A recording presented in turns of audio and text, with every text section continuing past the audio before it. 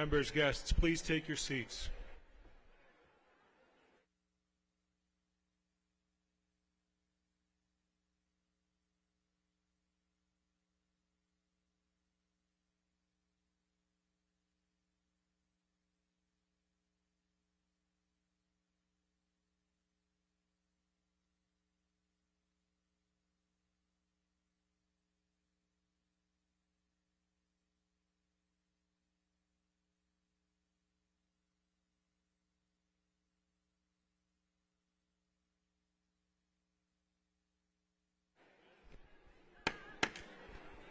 Please take your seats.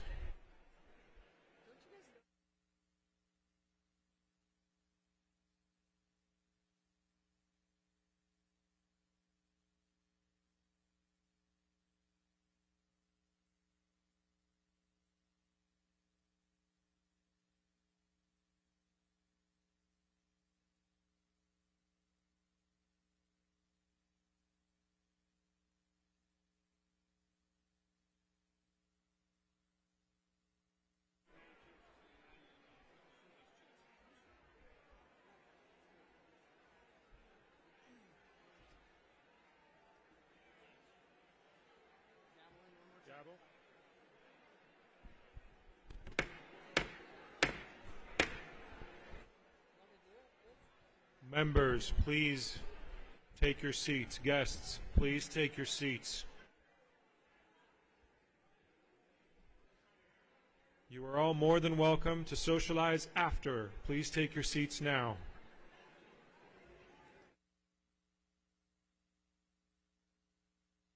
Oh, I'm sorry.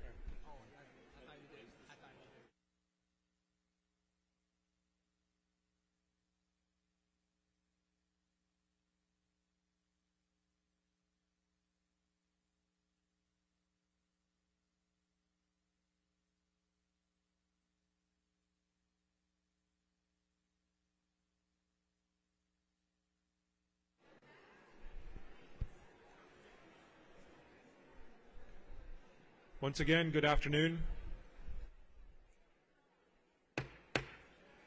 The House will please come to order. I'd like to introduce President Warren Peterson of the Senate.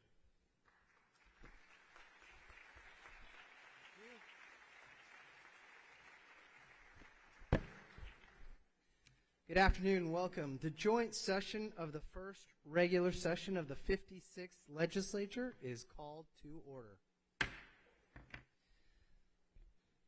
I call in the Sergeant at Arms to announce the Governor's arrival.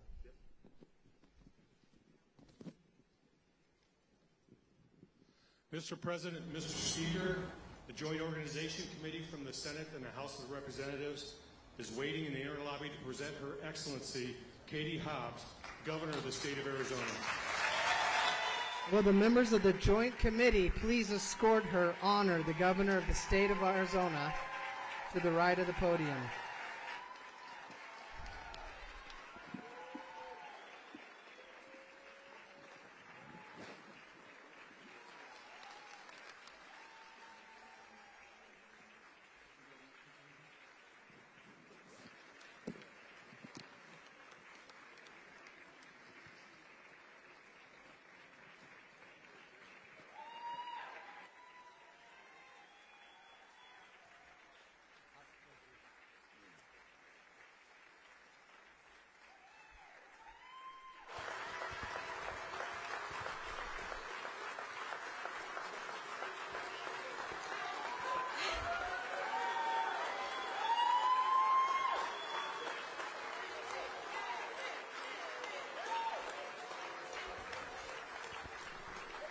Thank you. Good afternoon. Chief Justice Brutenell, Secretary Fontes, Attorney General Mays, Treasurer Yee, Superintendent Horn, Mine Inspector Marsh, Speaker Toma, President Peterson, leaders Tehran and Kano, members of the Legislature, Supreme Court, and Corporation Commission, tribal leaders, honored guests, and Arizonans in every corner of our state. It is an honor to join you here today. We gather every year for this annual tradition. But before we begin, I want to take a moment of personal privilege to honor a man who lived his life in this state, in service to this state. Mel Hanna, who served as the chair of the Secretary of State's Community Advisory Council during my tenure and a member of the Commission of African American Affairs, passed away last night. His family and friends are in my heart and prayers today. And in the spirit of service that he embodied, let's begin to have candid discussions about the issues facing our state and how we can work together to ensure a better future for every family and community. We are all here because we care deeply about Arizona, its natural beauty, its abundant opportunities, and most of all, its resilient, diverse, and incredible people. I know I speak for all of this state's elected officials when I say it is a profound honor to represent our fellow Arizonans, and we have an obligation to listen, to find common ground, and to craft real solutions during the 56th legislature. As a former member of both the House of Representatives and the Senate, I have a deep respect for each of you answering the call of public service. I know that clarity and understanding of the top priorities of my administration will help you make the most of your time during this session. So let me begin my first State of the State by repeating something from my inaugural address last week. If you're ready to make real progress on the issues that matter most to the people of this state, then my door will always be open. However, chasing conspiracy theories, pushing agendas for special interests, attacking the rights of your fellow Arizonans, or seeking to further undermine our democracy will lead nowhere.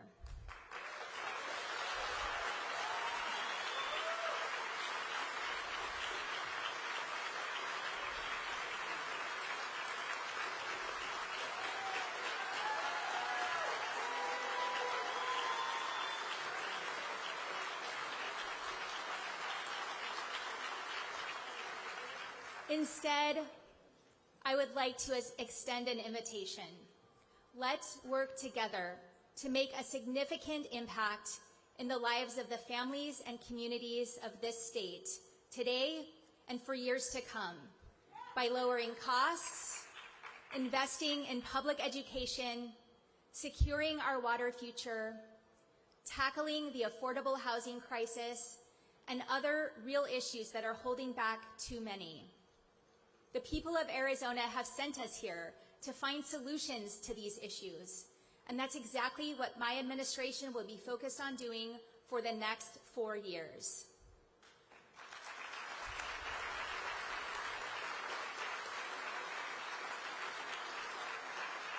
One of the things I learned as a social worker is the power of prosperity. When families are doing well, so many other things start going the same way. And while every issue that we face has complexities, one thing that's not complicated is that the easiest way to change someone's life is to offer them the opportunity for a new or better job. So to Arizona's business community, I want you to know I profoundly believe in the power of prosperity, and I am committed to partnering with you to build on the thriving, dynamic foundation we have in this state, where businesses and the people who make them run succeed together.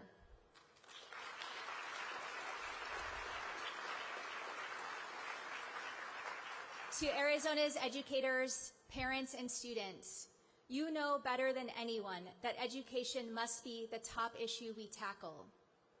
As we work to find solutions, I will always seek and listen to your guidance.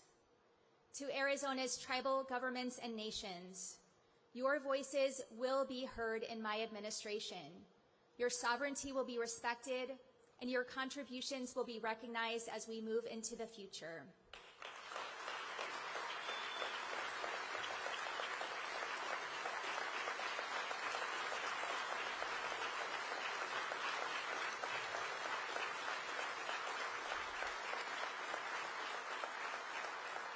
To all of Arizona's diverse, vibrant, and strong communities from Page to Patagonia, you have built our state into the incredible place it is today. As we go forward into the future, it will take all of us, to maintain our strength, fix our deficiencies, and blaze new trails for the generations that follow. We start this new chapter in a unique position. The state of our state offers promise, and we must act on it. Growing, cutting-edge companies are moving here to tap into our state's top-tier workforce and healthy business environment. However, too many of our rural communities are being left behind because they don't have the infrastructure they need, like high-speed internet. Companies have record job openings, but far too many Arizona residents can't afford rapidly increasing rents or have been priced out of buying a home. We have some of the best K-12 schools in the country, but the state has long failed to live up to its obligation to adequately invest fairly in public education in every community. And we see the results of that.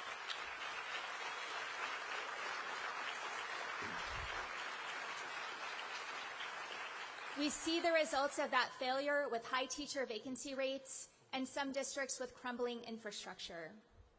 Arizona has stunning landscapes and unrivaled natural beauty. However, we must do more to protect our forests and watersheds from the devastating effects of fire and drought.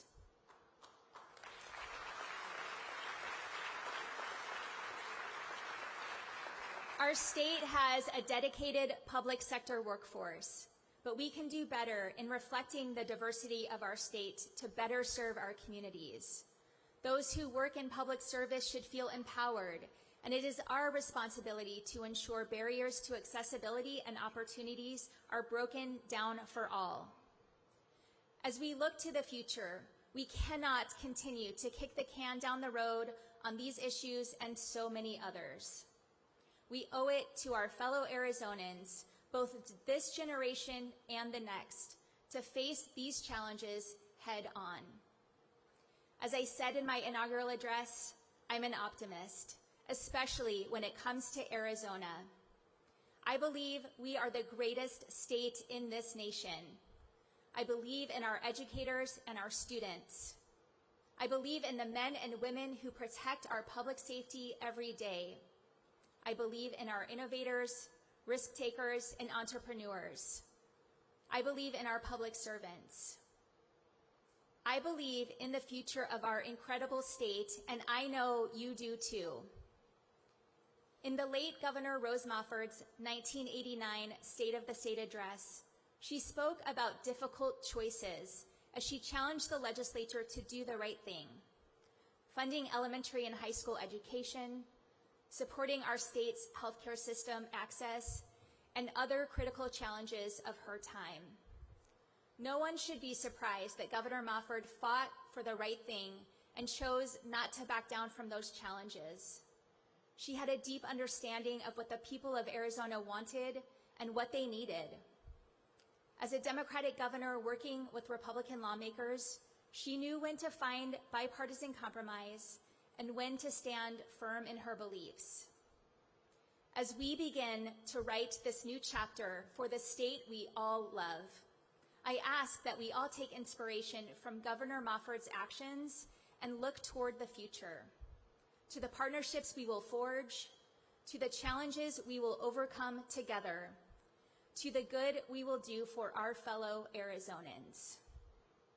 My hope is that when you leave here today, you understand that I and my administration are committed to action and to improving the lives of every Arizonan.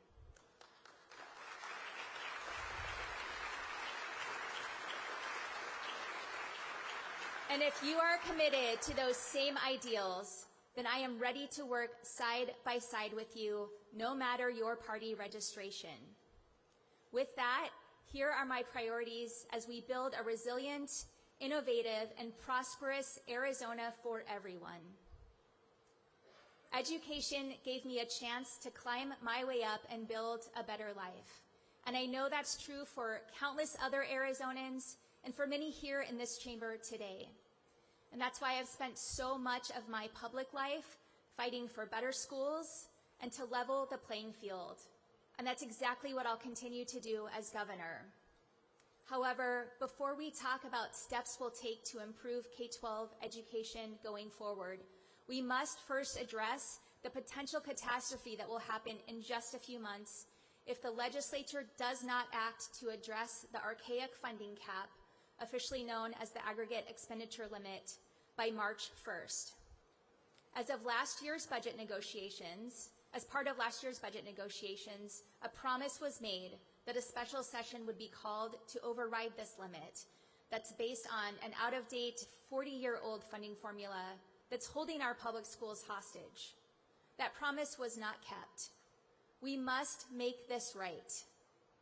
If we do not, this ticking time bomb will explode and force a $1.3 billion cut that would be one of the largest in our state's history. And it will happen in the last 2 months of the school year. Superintendents and education leaders are warning this will cause furloughs, layoffs, and possibly even school closures. It is unnecessary to allow these hysterics to go on any longer. Let's give our students, our teachers, and our parents the assurance that schools will remain open.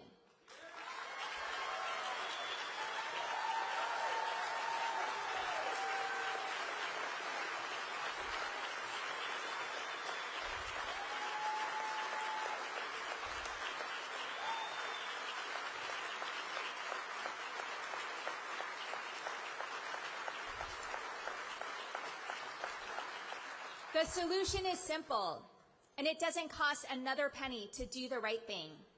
Representative David Cook has already introduced a resolution to override this outdated limit. This legislature should bring it to the floor. The Democrats in both chambers are ready to act on this immediately.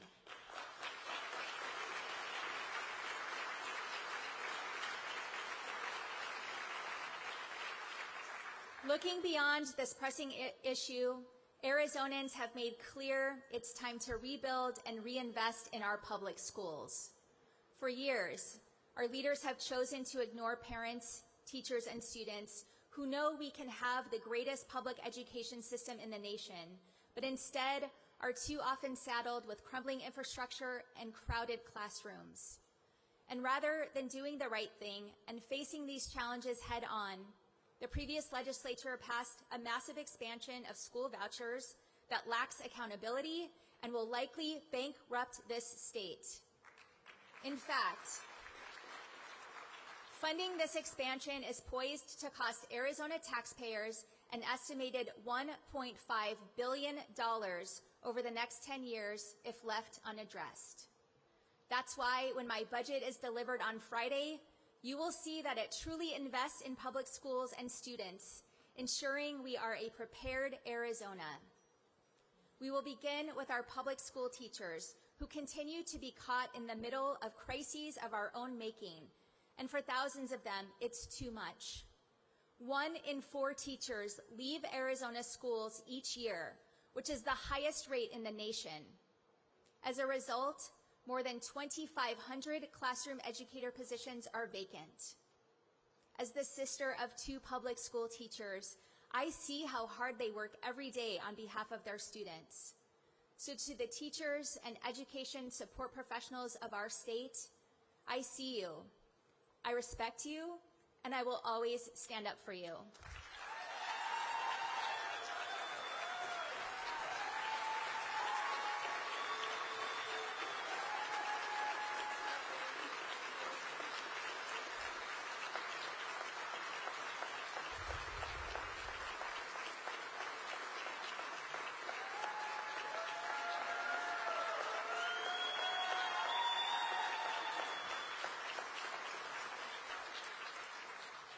To the members of this legislature, I hope we can all agree that when we keep the most talented teachers in the classroom, our kids win, our families win, and our communities win.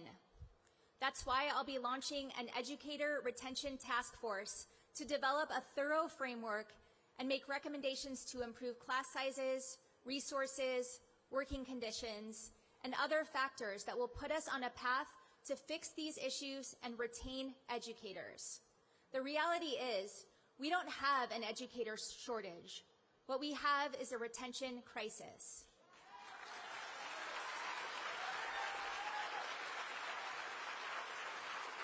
There are too many amazing professionals who have walked away from the career they love because of the uncompetitive salaries, onerous policies, and unfunded mandates this state has chosen to implement that rob educators of the joy of teaching. Teachers are creating the workforce and leaders of tomorrow, and it's time we started treating them with the respect they deserve.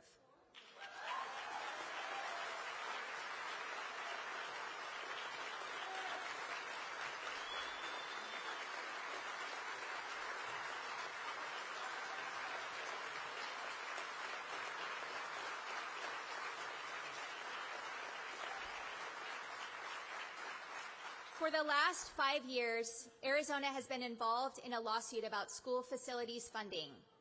Last week, with support from Attorney General Mays, my office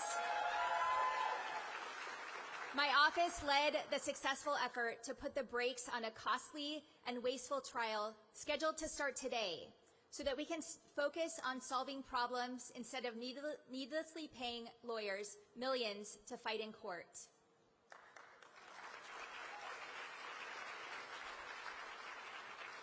With the release of my budget on Friday, you will see historic investment in schools to address capital needs, and my office will keep working to ensure Arizona's children and teachers can learn and work in safe and secure school buildings. Another step we will take to help all communities to have the strong, effective public schools they deserve is to ensure we are funding all schools fairly. Currently, our state government distributes additional per-pupil funding based on school letter grades and assessment results. This approach has largely benefited only schools in high-wealth areas of Arizona's two largest counties, Maricopa and Pima, while leaving rural and economically struggling areas behind. To address this inequity, my budget redirects the $68.6 million for that program to the base support level, which goes to all schools across our state instead.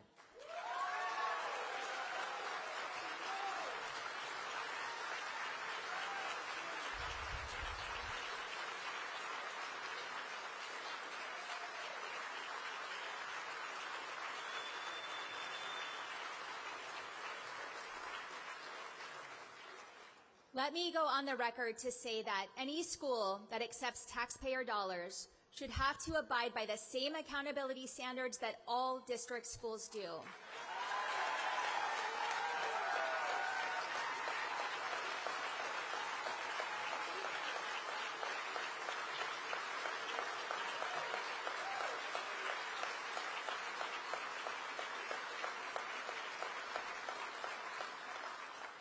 We have seen too many examples of individuals and shady corporations taking advantage of the system and our students.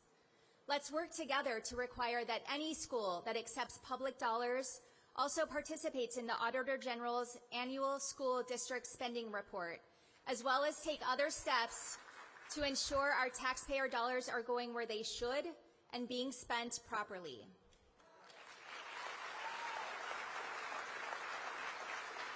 Beyond this work to ensure transparency for how taxpayer funds are spent, there are other direct actions to support our schools and students.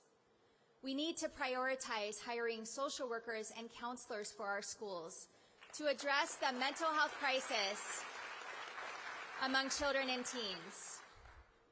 Currently, each counselor in an Arizona school provides services for more than 700 kids on average. That is the highest ratio in the nation and nearly 3 times the recommended standard. That's unacceptable, and we must do better.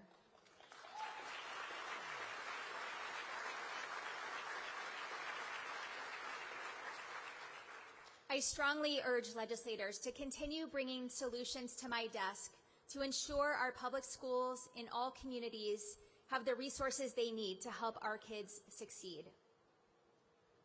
Let us now turn our attention to opportunities for our state's next generation after they graduate high school, where my administration will work to help create access to a wide range of education opportunities as they embark on the next chapter of their lives. That means investing in community colleges, particularly in rural Arizona.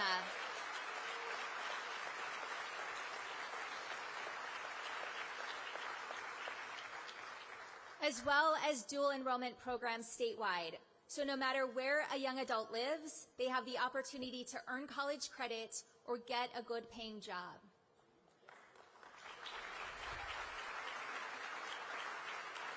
For tens of thousands of other students, choosing to pursue a four-year degree from one of our state's major public universities is the right path. And make no mistake, we have three of the finest colleges in the country right here. Arizona State University, Northern Arizona University, and the University of Arizona all produce workforce-ready graduates, attract millions of dollars in investments, and push the boundaries of knowledge and innovation. They are incredible resources for our state's residents and for the entire nation, and we must continue to improve access to these institutions for higher learning. That's why we're expanding the Arizona Promise Scholarship Program, which last year made college more affordable for over 4,000 families, by including funding capacity for an additional 10,000 students who will now have an opportunity to pursue a college degree but otherwise would have been held back by the associated costs. But we're not stopping there. In line with the will of Arizona's voters in passing Proposition 308 this past November, my budget allocates $40 million to create the Promise for Dreamers Scholarship Program to cover all students, regardless of immigration status.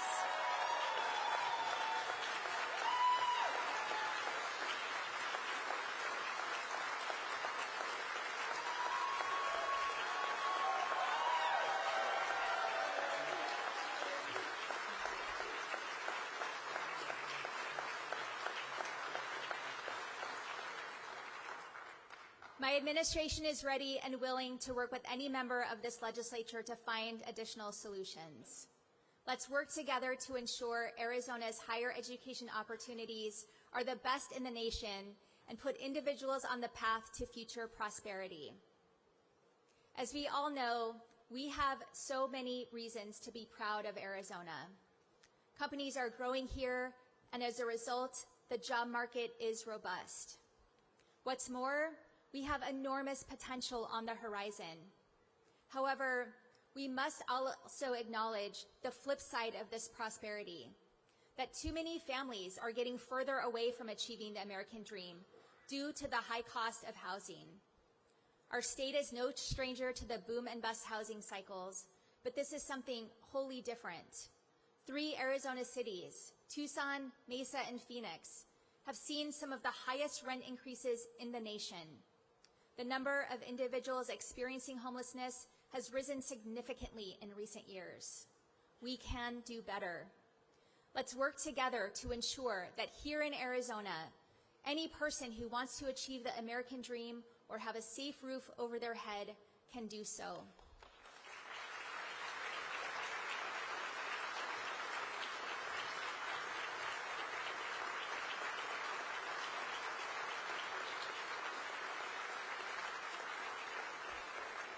My administration's first step will be to support a $150 million investment into the Housing Trust Fund this year, and I will call for additional support in the years ahead.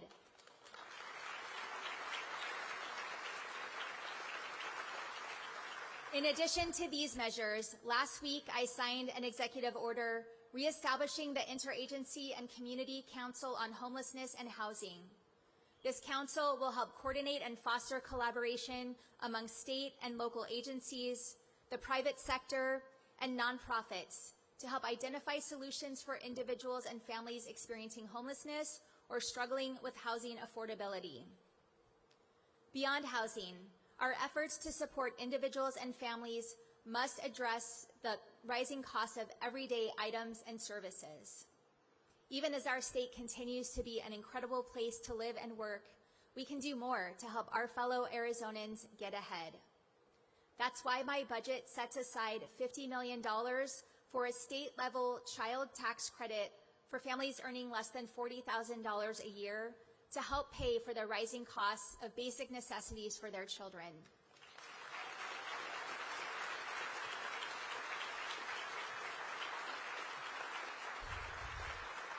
We will also help lower costs for Arizona families by exempting diapers and feminine hygiene products from our state sales tax.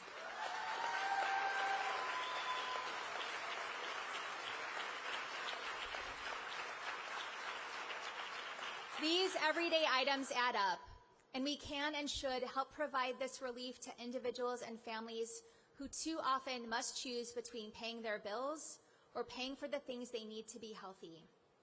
But this should only be the start. My administration is ready and willing to work with you, and my door will always be open to any member who brings forward a serious proposal to help Arizona families, seniors, and communities. Let's work together to find ways to lower costs and help every community across our great state thrive economically.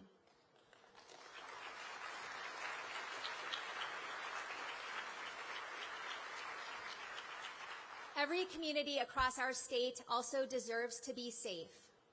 Building an Arizona for everyone means building a safe Arizona for everyone. This obligation extends to our border, our broken immigration system, and the communities across the state who continue to bear the brunt of Washington's decades of failure on this critical issue. Unfortunately, immigration has been politicized for far too long. Arizona voters told us in November they don't want or need political stunts designed solely to garner sensationalist TV coverage and generate social media posts.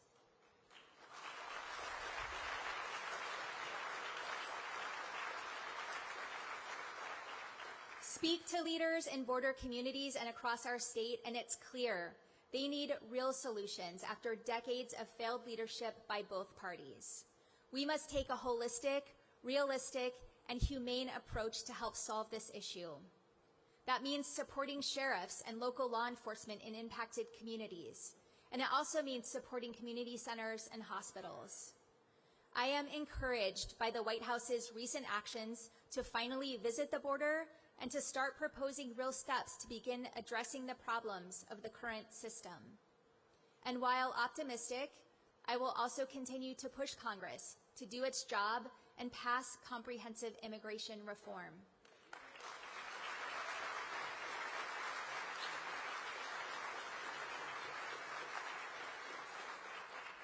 Visit border communities and speak with local leaders and law enforcement like I and many others here have done, and you'll come away with a broader understanding of the complexities of this issue and the urgent need to institute solutions. That's why I have invited Homeland Security Secretary Alejandro Mayorkas to visit the border with me and meet with community leaders, sheriffs, nonprofit representatives, and business executives in impacted communities who all want effective and humane solutions to this long-time challenge. I look forward to working with law enforcement, nonprofits, and community leaders throughout my time in office to identify real solutions, hold the federal government accountable, and create a safe Arizona for all its residents.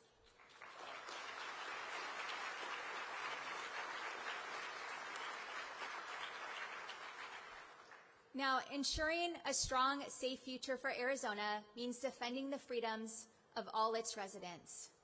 I refuse to stand by and do nothing as my daughter, or anyone's daughter, now has fewer rights today than I did growing up. An overwhelming majority of Arizonans, more than 90% in fact, believe abortion should be legal.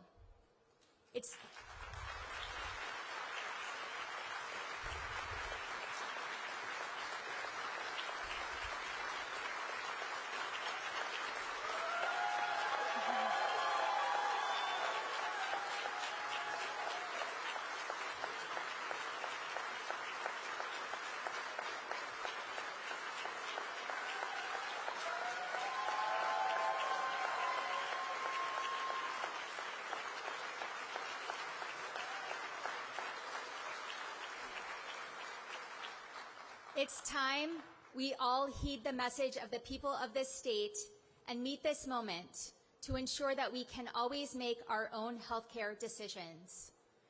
My administration will always protect reproductive freedom for all Arizonans.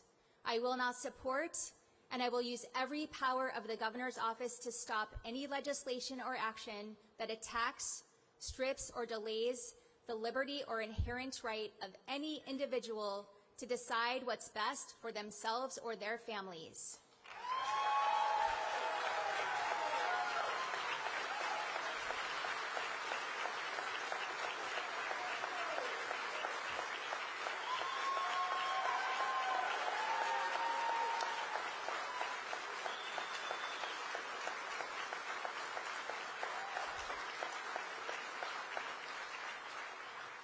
My budget will also match the federal Title X money our state receives to provide reproductive health services and family planning medication, bringing our total to more than $12 million.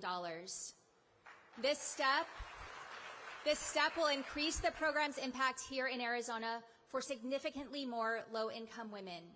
However, this should only be a start. I urge members of the legislature to put bills on my desk that will protect women, support families, and create a future for Arizona where anyone, regardless of gender, can succeed.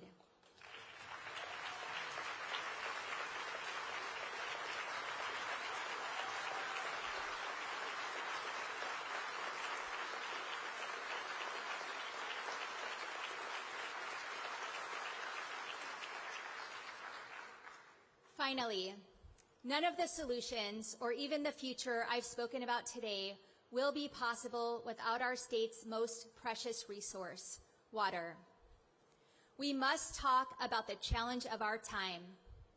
Arizona's decades-long drought over overusage of the Colorado River and the combined ramifications on our water supply, our forests, and our communities. We are in a critical moment where we must be unified, where we must form new and stronger partnerships, and where we must find bipartisan solutions at a local, statewide, and national level.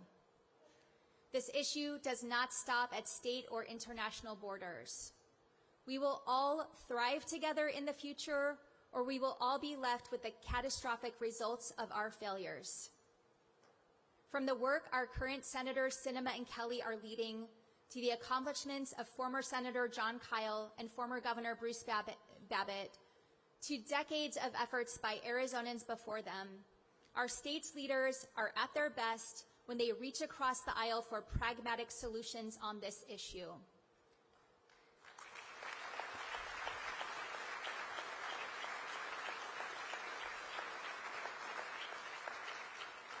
We should follow in their footsteps as we collectively face a drought unlike anything in modern times.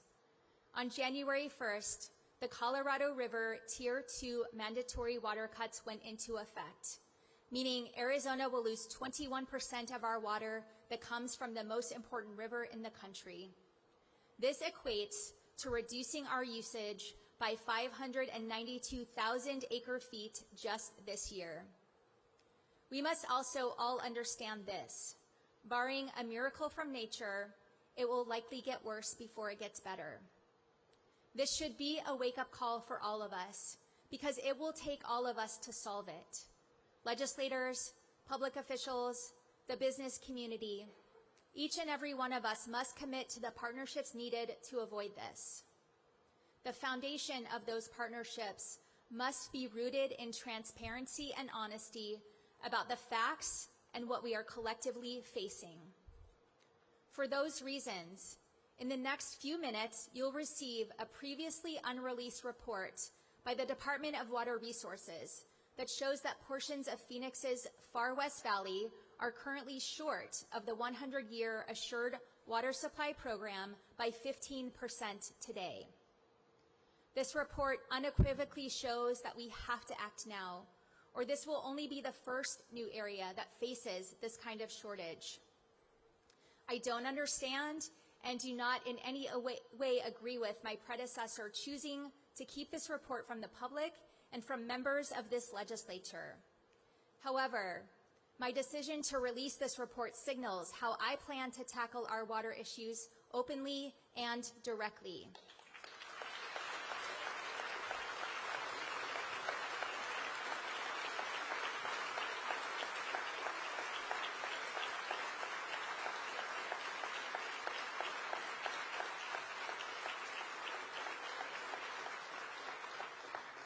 Experts here in Arizona and across the nation agree there is no silver bullet solution to our current water challenges.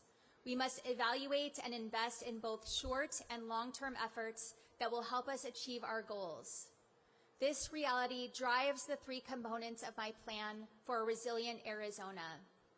First, my administration has heard loud and clear that reestablishing the Governor's Energy Office is a priority for communities across the state.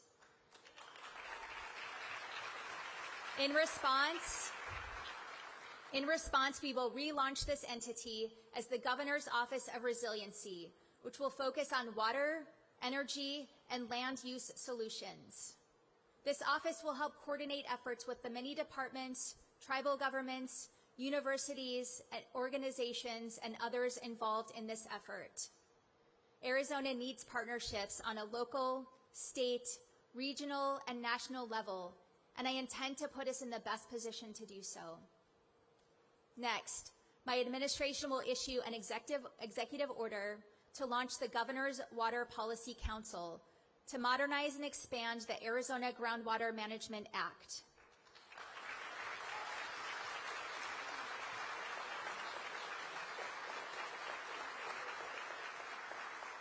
Facing our current reality, it's time to update groundwater management tools and protect groundwater supplies, particularly in our rural communities.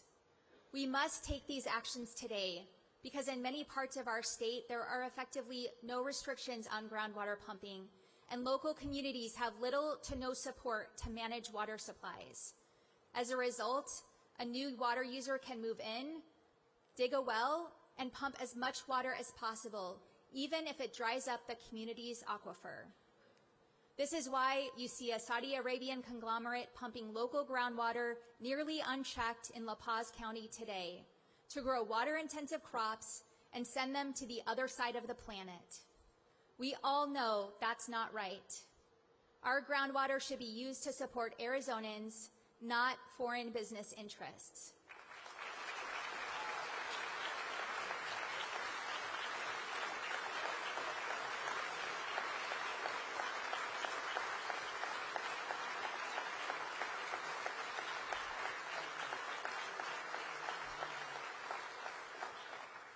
Let's close this water poaching loophole and work together to modernize the Arizona Groundwater Management Act.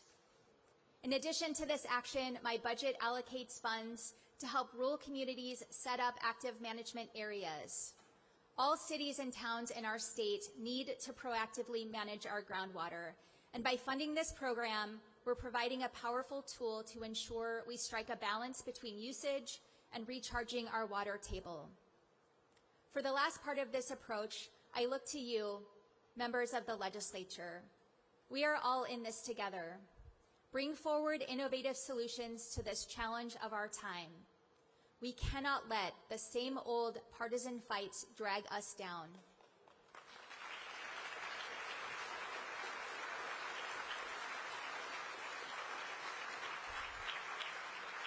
My administration is ready and willing to work with you, and we will always do what's best for Arizona and its people. It is my belief that we all understand the gravity of the challenges before us, and it is my hope that we will use this opportunity to once again prove to the people of our state, the nation, and around the world Arizona's visionary leadership when it comes to ensuring a stable water supply for the millions of people who call this place home. These challenges will not be easy, nor will the other issues we need to confront, including fixing prisons, improving accessibility for all Arizonans, lowering childcare costs, supporting veterans, protecting older and vulnerable Arizonans, and so much more. But the people of Arizona did not send us to this capital to solve easy problems or to leave them up to the next generation. They sent us here to do the right thing, no matter how difficult that may prove to be. We will not let them down. I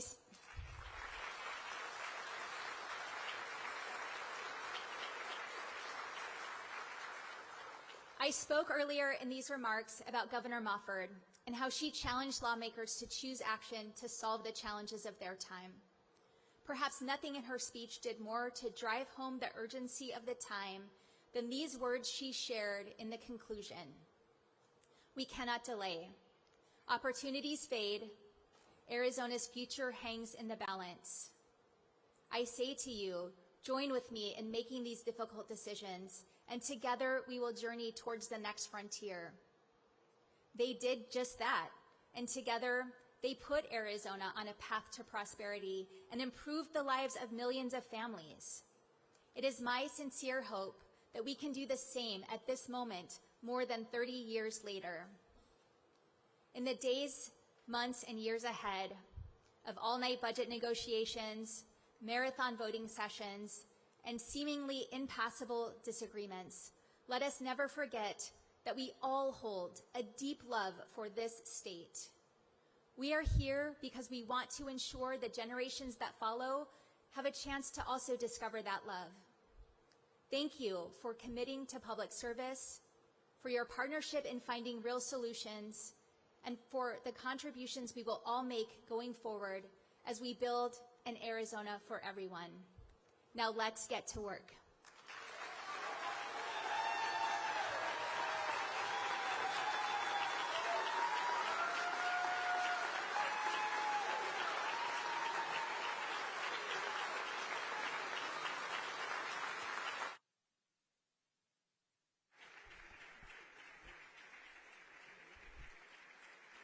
Members of the Joint Committee, please escort the governor from the chamber, I guess.